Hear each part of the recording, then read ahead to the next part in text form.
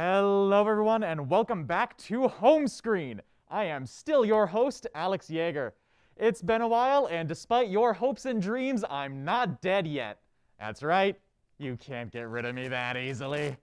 Now, things may have changed a bit, but as always, I'm great with transitions. So, we start off with our release schedule with a sequel for a game near and dear to my heart. Released only a few days ago on the 18th, we have Horizon Forbidden West. Continuing Aloy's story from the first game, Forbidden West takes place immediately after the final showdown with Hades. Tracking a backup of the Gaia program to combat a growing blight leads Aloy further than she has ever been before. With new machines to override and new equipment to master, Aloy certainly has her work cut out for her. Will she be able to find the backup? And just what is the source of the blight? Find out that and more with Horizon Forbidden West, out now for both the PlayStation 4 and 5. After that, we have Martha is Dead, releasing February 24th. Martha is Dead is a first-person psychological thriller set in 1944 Italy. Blurring the lines between reality and superstition, along with the tragedies of war, you play as Gilia, daughter of a German soldier and the twin sister of Martha. When Martha is found murdered, it's your job to uncover the truth of the crime while dealing with your trauma. The game features authentic, period-accurate Italian music and an intricately crafted map of Tuscany for you to explore. Uncover the secrets of Martha's murder as well as the darker secrets beneath when Martha is Dead is released for the PS5, Xbox, and PC February 23rd. Up next, we have Elden Ring, releasing on February 25th, made in collaboration with, and I'm not joking here, the author of Game of Thrones, George R.R. Martin. Now, while he didn't write the story, Martin did construct the mythology and world of the game. Elden Ring will have gameplay along the lines of the Souls franchise, though it will have its own style and flair, of course.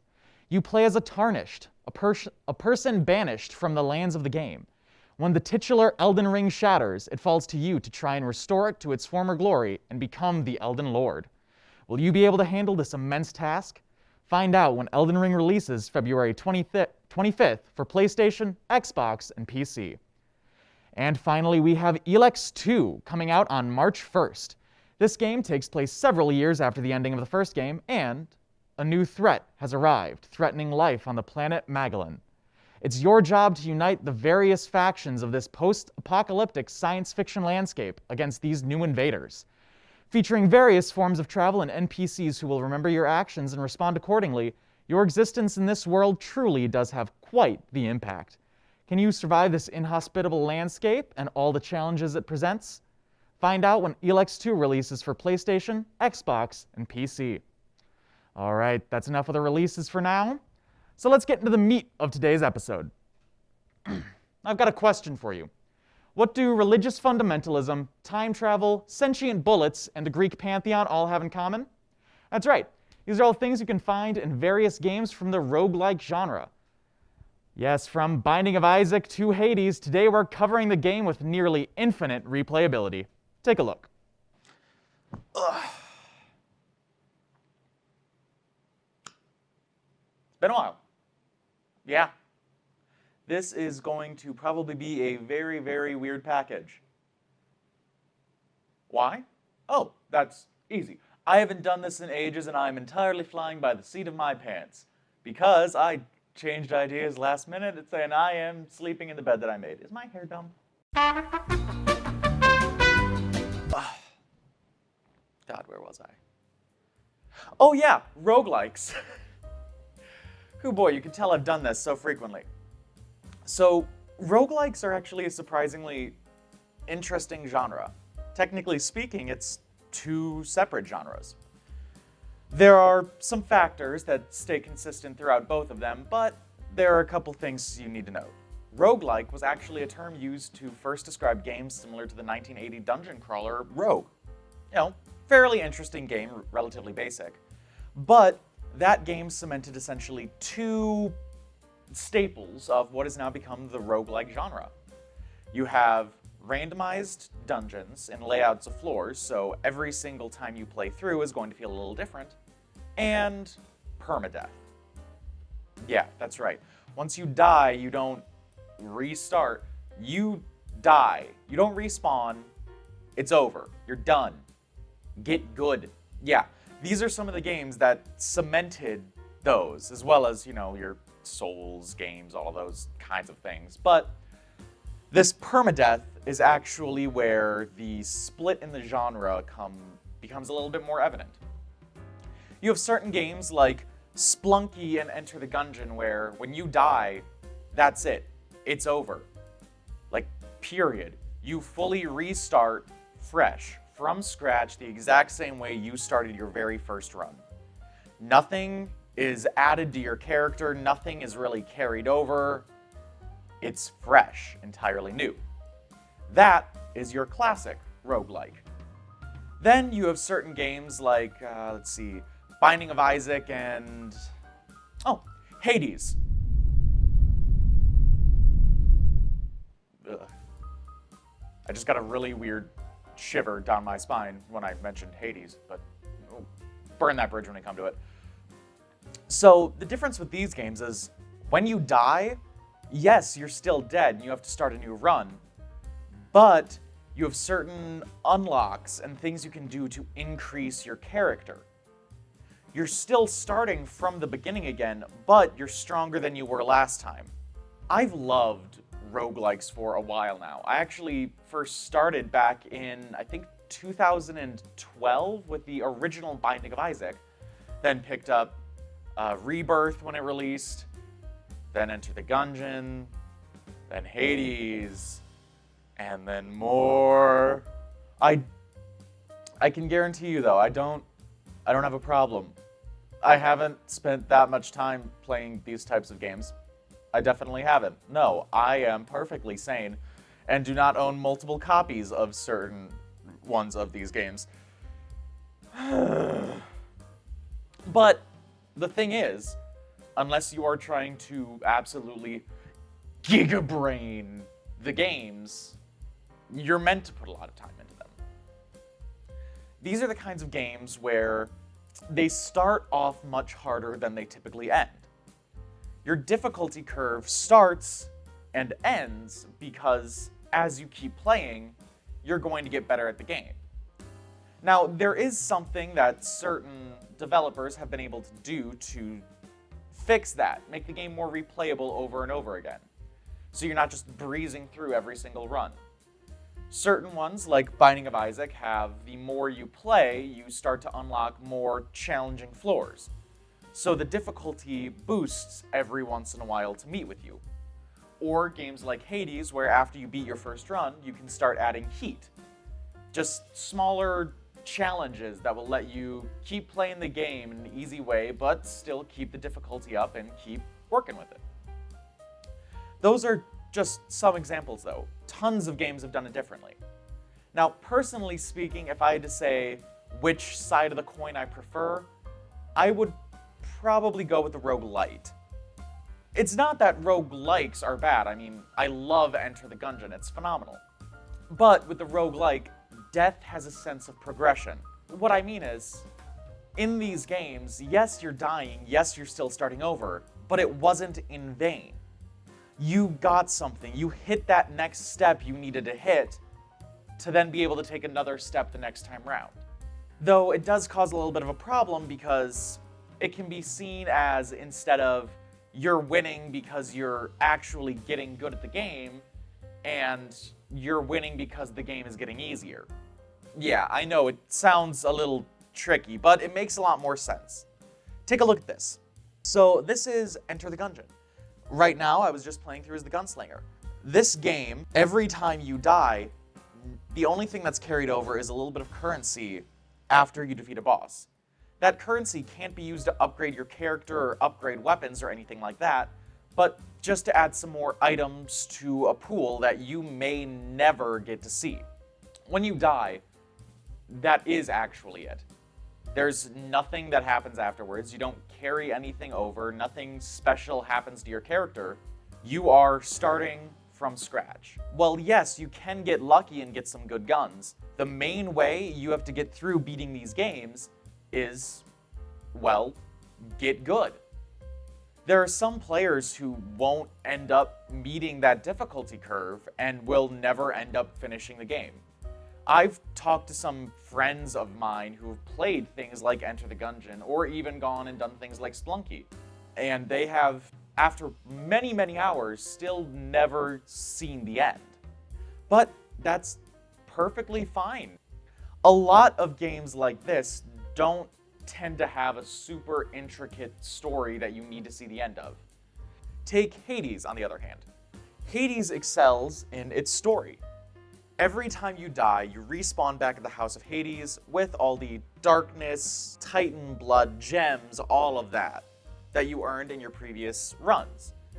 You can then spend those at the Mirror of Night to give yourself upgrades, like an extra dash, more health, or even a chance to respawn when you end up dying during a fight.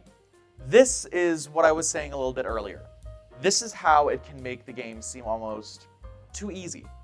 When you die, you also progress the story, or should I say stories. Yes, there is the main overarching story of Zagreus attempting to find his mother who left, but you can also interact with plenty of the characters within the House of Hades. One of my favorite being Cerberus because you gotta pet your puppy dog. But also other just famous figures from the Greek pantheon, such as Thanatos, Hypnos, and even Hades himself. You can talk to the court musician who is Orpheus from the old Greek tales and learn about him and Eurydice, who you can find later in one of the areas. This makes it so death isn't meaningless. When you die, yes, you're still dying, but you're moving on. You're still getting something for dying. In all honesty, at one point while I was playing the game, just because I wanted to crank out some of the conversations with other NPCs, I would start a run, then immediately stand in a room doing nothing, just so I could end up giving another bottle of nectar or ambrosia to one of the various people standing around the House of Hades. There's nothing wrong doing it that way. It just saved me some time of doing an actual run. Now, obviously, neither one of these types is better than the other. It's two sides of the same coin, just small things that changed around. You're not better or worse for preferring roguelikes over roguelites, but it's just personal preference. I know some people who absolutely adore things like The Binding of Isaac. But the most important thing is, don't get mad if you die. These games are meant to be difficult. I can't tell you how many runs I had to go through before I was finally able to not even beat Enter the Gungeon, but to get to the end of Enter the Gungeon. Then add a ton of extra runs onto that to be able to beat the final bosses. It's a lot. But that's part of why these games are so phenomenal. You can sink hundreds and thousands of hours into these games because of the fact that they're always going to feel fresh. Because, in a sense, they are. But it's still hard. And even in games like Binding of Isaac and Enter the Gungeon, you're not guaranteed to get good items. Yeah, you can run through something and get absolute garbage for every single item room or chest you open, and there's nothing you can do about it. You just have to start again. Blazer, our host of Sounds of the Valley, or one of our hosts of Sounds of the Valley. Hi there, thanks for having me on, Alex. Yeah, no problem. So, obviously the overall theme of this is roguelikes, but I think there's one you are a little bit more into than a lot of others. I don't know what you're exactly talking about here. You could say that I'm into something. You could also say that it is a lifestyle, a joy, a passion, wannabe career choice, way to dump years of my life into, whatever you please. Yeah, so you kind of like Hades a little bit. That's kind of the gist I'm getting. A little bit. Hades is quite a magnificent game in my opinion. I would agree, Hades is quite good. One of the very few games I've actually platinumed on my PlayStation, mind you. So, Hades, I would say, is almost the epitome of the roguelite. So kind of as I was talking about in the package, death has a little bit more meaning because you can start upgrading yourself as you're going through the game with the things you earn in the runs. But that's just my take on it, and you've already heard that. So what is it that kind of drew you to Hades so much? For me, it was initially really based in a love of mythology. I myself have been a sort of amateur mythology enthusiast since I was about 10, when I first started learning about Greek and Roman gods. And so as I've grown up, I've just done a lot of my own research on learning more about them. And it eventually kind of culminated to the point where a couple years back, I found out about Dionysus and how he, at one point in like the Dark Age of Greece, was known as this deity known as Zagreus. And that's what initially got me interested. Come along a couple years ago then, I found out that Supergiant was developing Hades, which had the titular character, not titular, but had their main character Zagreus. And I was like, all right, you're telling me there's a game where I get to play as a Greek god in the Greek setting? And I was like, I am all on board for that. And then, I actually got my hands on the thing, and well, there went my life. Yeah, that's completely understandable. I had said it a little bit, but roguelikes and roguelites are the genre with near infinite replayability. I had made a little bit of a joke in it and just showing some of the hours I've played on some of these games, and I have, including the ones in there and some that I haven't, just didn't throw on there, I have put well over 1,000 hours into the genre, and I have 2 different copies of Hades, actually, because when I saw they were releasing it for the PlayStation, I was like, oh, I'm sorry, I can do this again? Thank you very much. Very respectable. Yeah. So, what would you say you think is one of the most appealing things with the gameplay loop? Because obviously, when you're talking about a game, especially one that can be seen as so repetitive with the multiple runs and everything like that, such as Hades and other roguelikes, what would you say is the most appealing thing with it? Well, predominantly speaking for Hades itself, roguelikes naturally live and die on their gameplay loop. If it's not going to be good at its core and base mechanics, there isn't a reason to really stick with it, because that's always just all you're going to be doing for the entire game. What really drove me to it, at least initially, because prior to this, I had never played a roguelike before. What drove me was the story that kind of went with it. And so what really propels Hades' first act is the fact that they dump so much on you, like, story-wise. So that way, if it isn't quite your thing, the gameplay yet, you at least have the story to keep you going. And as you mentioned, the story keeps on going when you die. It's not like you have to get to certain points to progress it. It's always progressing in a way. And then beyond that, it's very good at giving you little tiny rewards the farther you get.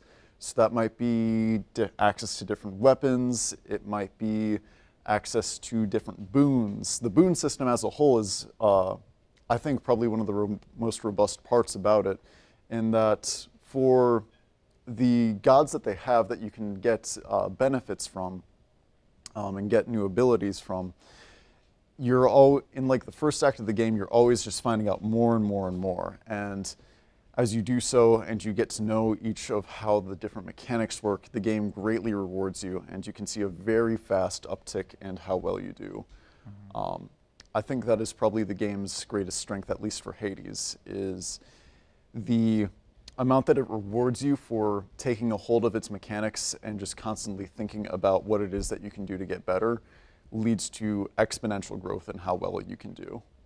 I would fully agree with that. With almost any roguelike, one of the things for the gameplay loop that really makes or breaks it is going to be your item pool. So whether that be the boons in Hades or the guns in Gungeon or whatever you would categorize the things in Isaac as. But the other thing I find so fascinating, and you will find it in Hades as the duo boons, but in other games, they're typically referred to as synergies, is how certain boons for Hades or items work together to create something absolutely absurd. I think one of my favorite within Hades specifically, it's hard because there are so many good ones, but between Aphrodite and Ares, where if you have both Doom and a weakness effect, the Doom is constantly ticking on the weakened foes, and whoo boy, that can just melt people. Yeah, I think at least something that Hades does, I don't, at least as you're going off like the whole duo boons aspect, one of the more unique ones I think is the one between Ares and Zeus, where it makes you do revenge damage whenever you get hit and at random intervals. And that boon itself is then the backbone of a whole style of run where essentially it's called an AFK run, where you just sit in a room, let yourself get hit, and ideally you've gotten your boons to the point where anytime you get hit, you just melt health off of an enemy. I've never been able to collect all the boons that I would need for a run like that myself, but it is one of my goals to do that. I kind of wish almost that for the achievements and stuff that Hades has, that would be one of them, you know?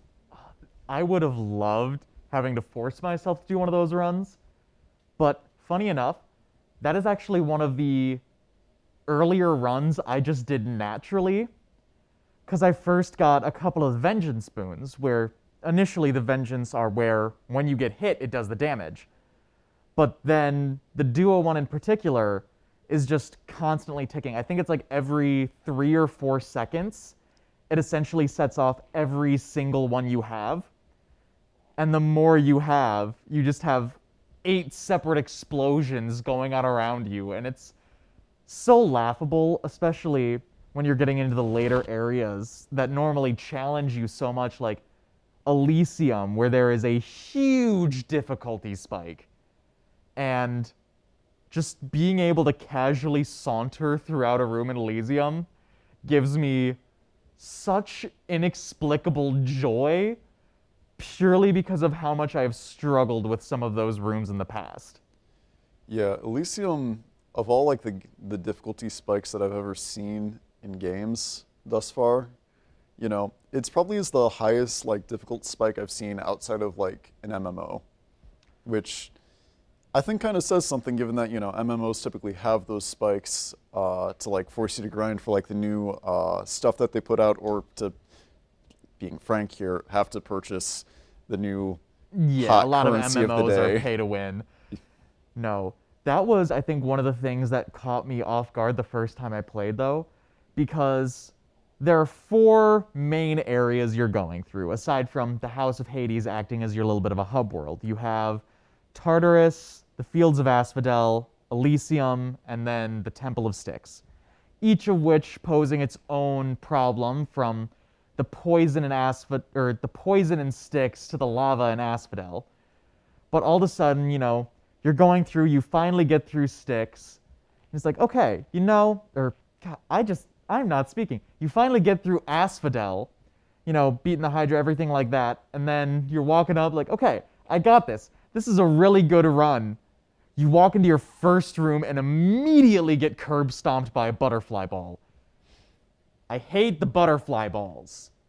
They shouldn't exist. Get rid of the butterfly balls, Supergiant. No, keep the butterfly balls. The game is perfect. It needs not be changed. He speaks blasphemy. Get rid of the butterfly balls. Either that or the stupid shield people. I can live with the shield people being gone. Yeah, no, the shield people suck. Butterfly balls you can at least tolerate sometimes with some builds. Shield people are never, like, enjoyable. I will say that is one of the few like nitpicky critiques I can have with the game is the shield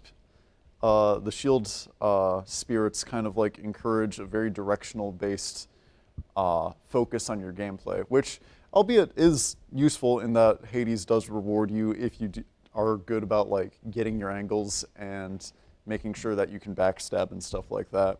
But it's very punishing if that is not the style or the way that you really want to play. Mm-hmm. And I definitely know that there's been times where it's like, I swear that I should have hit. I swear. Oh, definitely. Because you have to be almost like pixel perfect on those. And one of the things that always gets me is some builds just don't accommodate for that kind of being able to get around and get at the back. But aside from that little nitpick, I would say there is very little I would consider wrong with the game. It's interesting story, fun gameplay, and phenomenal music, but that's a story for another time. That is very true. I could go on about the music of Hades as an entire sound episode, but I don't think Charlie will let me. I mean, hey, you always got me. That's fair. And unfortunately, that is all the time we have tonight. So, from us here at Homescreen, good night and good games.